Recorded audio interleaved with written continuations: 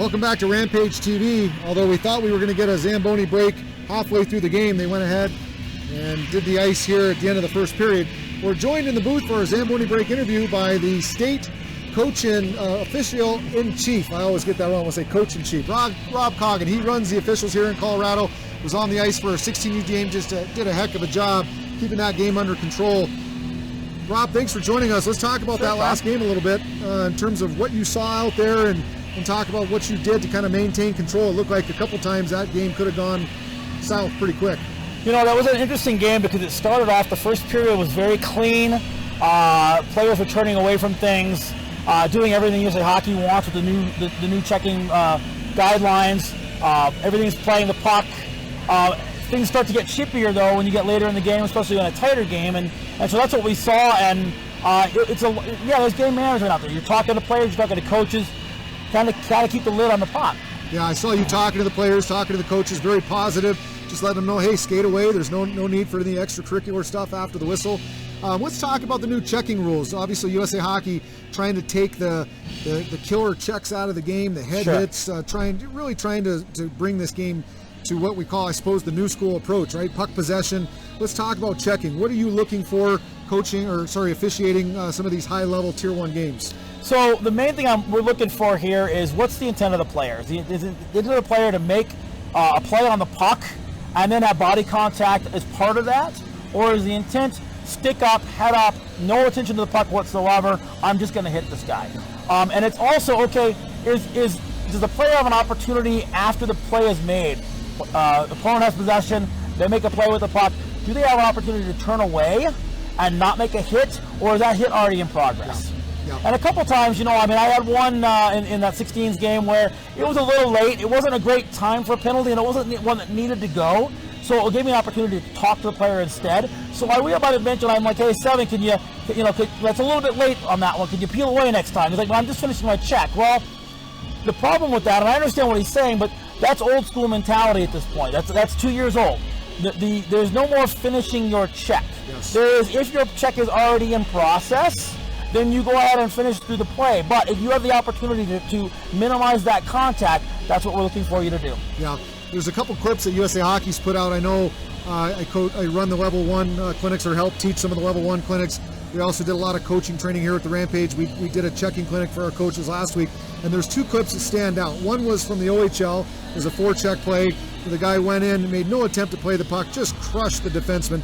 The kid ended up with quite a bit. He was suspended for quite a few games.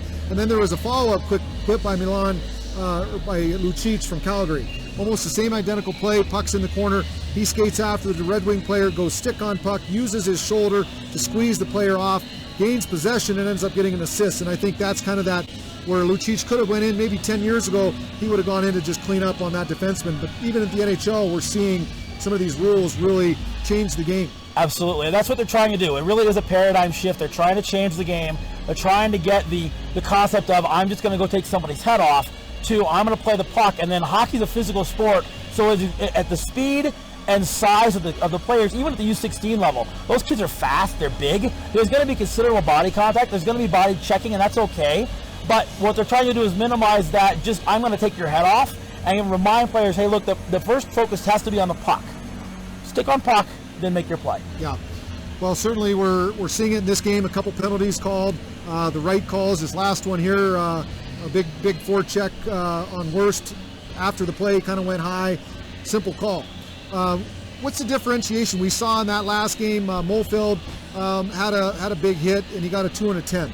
How do you differentiate when you give a player 2 minutes and then you give them the extra 10? What's that 10-minute misconduct? What's really what you're looking for there? So what we're looking for there is type of penalty dictates what the 2 and 10 is. There are 4 penalties that require a minimum 2 and 10.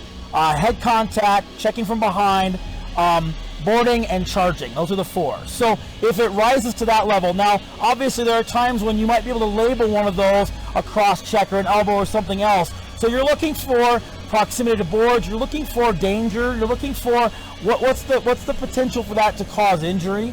And on that one, I believe it was over on the sideboards over there, right? Yes. toward the red line, and it was also late, yeah. So it could have been interference. So it was late, and it was separation between the player and the boards with extension that caused the player to crash into the boards. That's going to go when you have that extension. And the player's got no chance to protect themselves, that's when you're going to label that a boarding call, and that's going to bring the automatic 10-minute misconduct. Gotcha. That makes sense.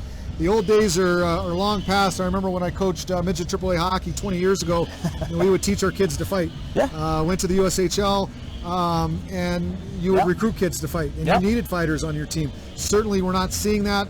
Fighting is not allowed in the USHL anymore. It carries with it a game suspension. As the old days, it was a 5-minute major. You're back on the ice. Right. It was truly an NHL style of game, the old school NHL style of game. And to me, to see the game transition and change, it really puts the onus on the skill. It puts the spotlight on the skill players. And I think USA Hockey's done a great job with some of these rule changes.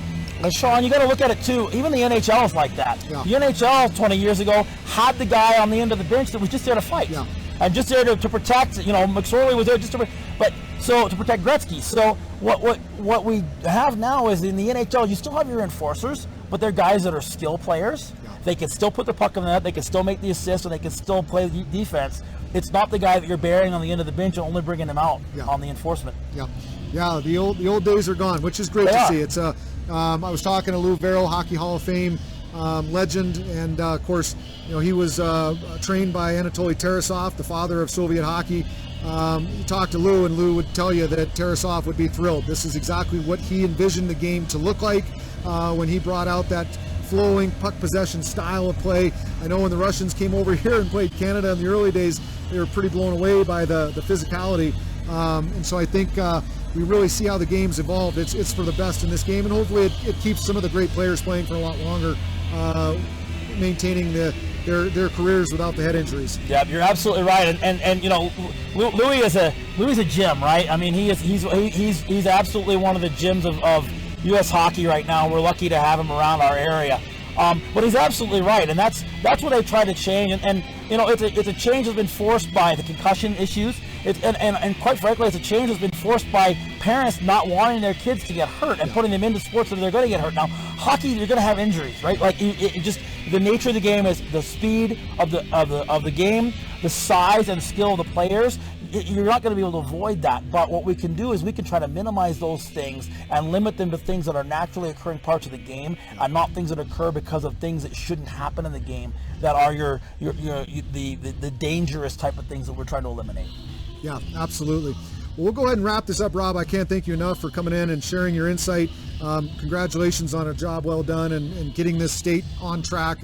Certainly the reputation of Colorado is we want to have good officials. We want to be calling the game correctly, and I think we've taken a lot of strides and really are one of the leaders in the country, and that's a lot of what you've been doing and your work here. So thanks for everything you do for the game. Thanks for coming down on a Sunday morning to jump on the ice and ref such an important game. Appreciate your time. It's my pleasure. Just real quick, I mean, we're lucky in Colorado to have we got officials that work the NHL, American League, NCAA Tier 1, and all that's been developed homegrown over the last 20 years. I've been a part of that, but man, we've got so many people that are contributing to that. It's a team effort in Colorado, and I'm lucky to have a great team with me. Yeah, well, we're thrilled. Thanks for joining us. We'll take a commercial break here, and we'll be back with the second period on Rampage TV.